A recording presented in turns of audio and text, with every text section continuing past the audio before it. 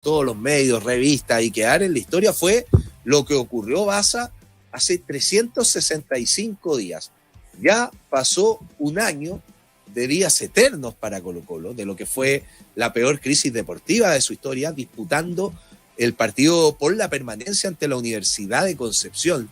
Y ahí hay tres interrogantes que surgen con el tiempo. Es cómo Colo-Colo llegó a esa situación, qué cambió de un año a la fecha y qué valor en la historia va a tener ese partido con la Universidad de Concepción, que para muchos hinchas de Colo-Colo es inolvidable. Entonces son tres temas que son sumamente interesantes respecto a lo que pasó hace exactamente 365 días en ese partido entre Colo-Colo y la Universidad de Concepción.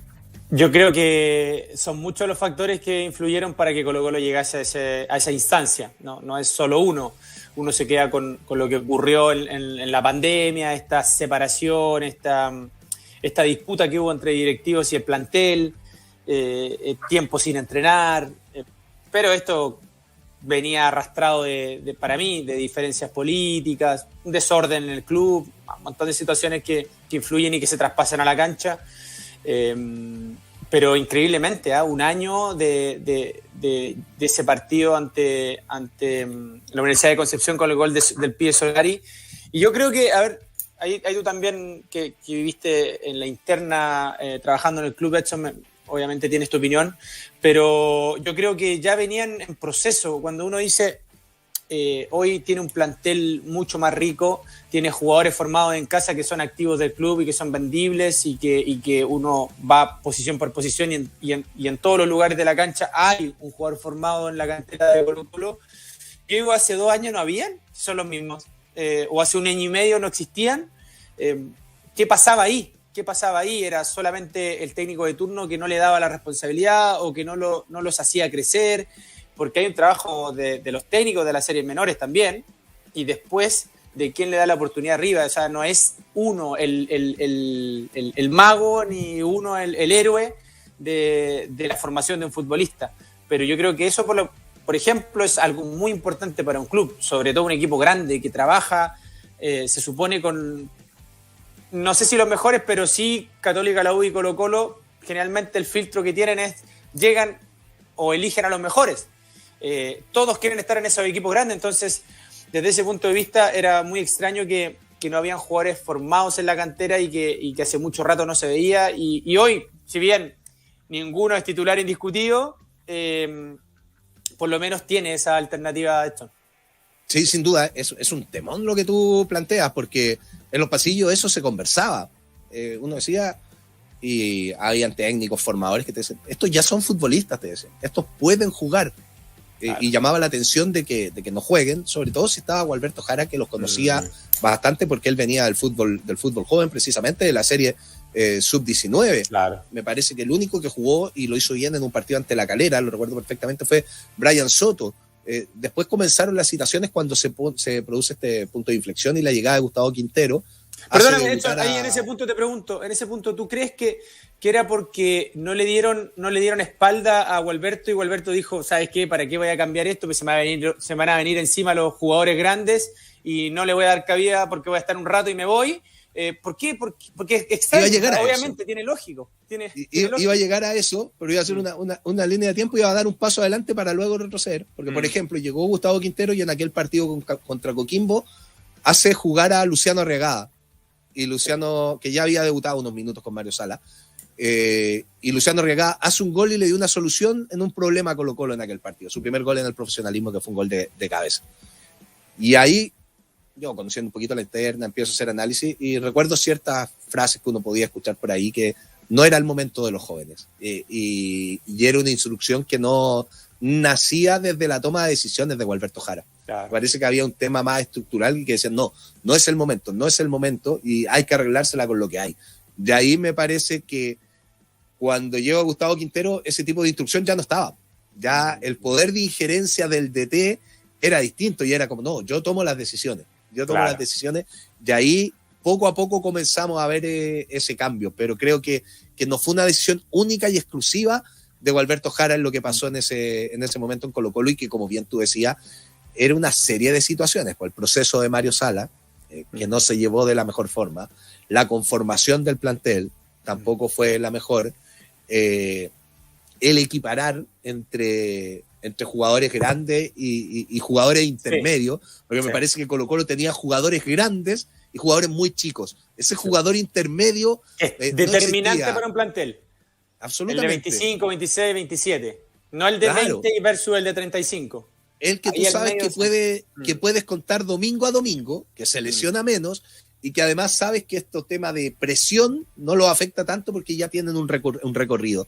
Creo que ahí hubo una vacante importante en Colo-Colo, y luego todo el tema dirigencial fue tremendo. O sea, si lo que se vivió ahí, gente que no conversaba entre sí, se solucionaban los problemas de cierta manera, y apareció otro, no sé si recuerdas, que tenía que ver con un bono que se pagó, que era por los derechos de imágenes. Finalmente no era un bono, era algo que correspondía de forma legal, pero le correspondía, a 7 jugadores, claro, y al resto no. Una locura. Y eso internamente... Muy mal manejo.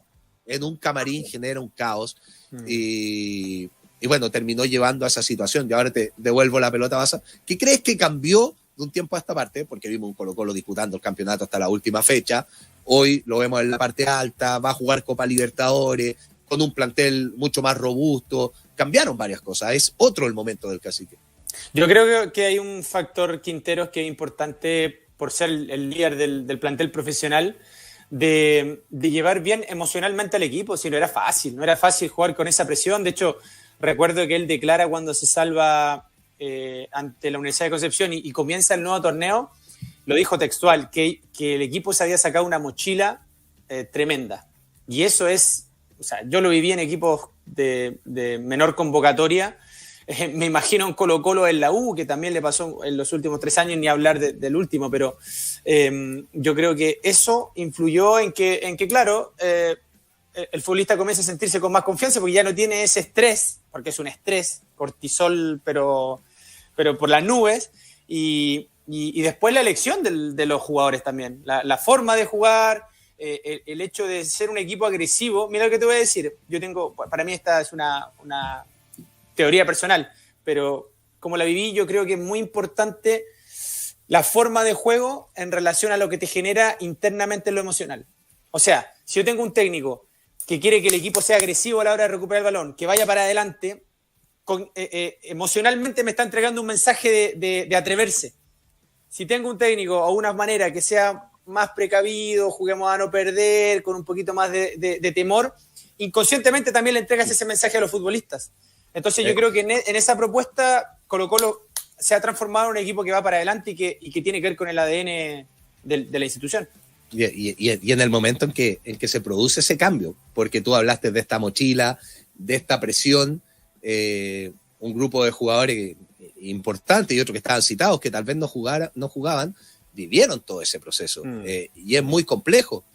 Y sacarse la mochila y decir, ya, ahora vamos a ir para adelante, es otro campeonato, vamos para adelante, pero además sabes que si perdías daba lo mismo, o sea, ya no te caías al abismo, claro. Ya habías pasado lo más difícil y ya tenía, que creo que es lo más importante, un manejo psicológico de partidos que tú, no sé, le decían a Johan Cruz que mira, es uno que no jugó, pero que estuvo citado en todos esos partidos, que vivió el camarín, que vivió ese nerviosismo, todo lo que se generaba, o un Jason Rojas, por ejemplo, que fue titular en todos esos partidos, terminó jugando, le decían, ya, vas a ser titular en el Clásico ante Universidad de Chile. Oye, yo jugué esos partidos con la U de Concepción, claro, que el mundo se acababa si perdíamos. Tal cual. ¿Qué miedo voy a tener?